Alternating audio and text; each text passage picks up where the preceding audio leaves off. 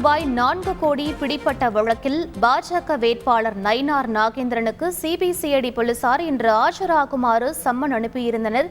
இந்நிலையில் தற்போது நயினார் நாகேந்திரன் உட்பட 4 பேர் இன்று ஆஜராகவில்லை என தகவல் வெளியாகியிருக்கிறது. கூடுதல் விவரங்களை எமது செய்தியாளர் சசிதரன் சொல்ல கேட்கலாம். வணக்கம் சசிதரன், என்ன காரணம், முழு விவரங்கள் என்ன? ரயிலில் பணம் பறிமுதல் செய்யப்பட்ட சம்பவத்தில் நயினார் நாகேந்திரன் உட்பட 4 பேர் இன்று நேரில் ஆஜராகி உரிய விளக்கம் அளிக்கும்படி சம்மன் அனுப்பி இருந்த நிலையில் 4 பேரும் ஜூன் 4ஆம் தேதிக்கு பிறகு ஆஜராக போவதாக வழக்கறிஞர்களை வைத்து சிபிசிஐடி அதிகாரிகளிடம் கூறியிருப்பதாக தகவல் வெளியாகி இருக்கிறது.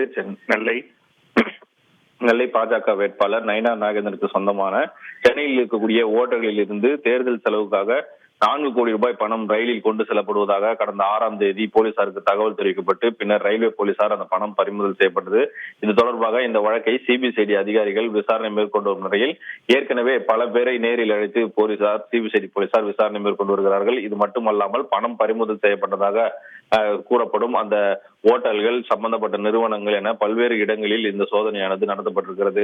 இங்கு நடத்தப்பட்ட ஆவணங்களின் அடிப்படையில் ஏற்கனவே நயினார் அந்த பணத்தை கொண்டு சென்ற சதீஷ், அவரது சகோதரர் நவீன் மற்றும் ஸ்ரீவைகுண்டத்தை சேர்ந்த டிரைவர் பெருமாள் என அனைவரையும் விசாரணை மேற்கொண்ட நிலையில் அவர்கள் அளித்த வாக்குமூலத்தை வீடியோவாகவும் எழுத்துப்பூர்வமாக அவர் பதிவு செய்திருக்கிறார்கள்.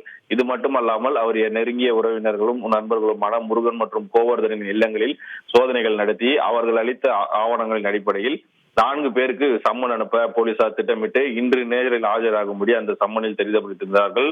நயினார் நாகேந்திரன், பிறகு கோவர்தன் உள்ளிட்ட மணிகண்டன் உள்ளிட்ட 4 பேருக்கும் இன்று நேரில் ஆஜராக உத்தரவு பிறப்பித்திருந்தனர். ஆனால் அவர்கள் 4 பேரும் இன்று ஆஜராக போவதில்லை எனவும் ஜூன் 4ஆம் தேதிக்கு பிறகு, அதாவது தேர்தல் முடிவுகள் அறிவித்த பிறகு நேரில் ஆஜராகி உரிய விளக்கம் அளிக்க உள்ளதாகவும் அவர்கள் வழக்கறிஞர்கள் மூலம் அந்த தகவலை சிபிசிஐடி அதிகாரிகளிடம் தெரிவிப்பதாக சிபிசிஐடி அதிகாரிகள் தலைமையில் சார்பில் தகவல் தெரிவிக்கப்பட்டுள்ளது.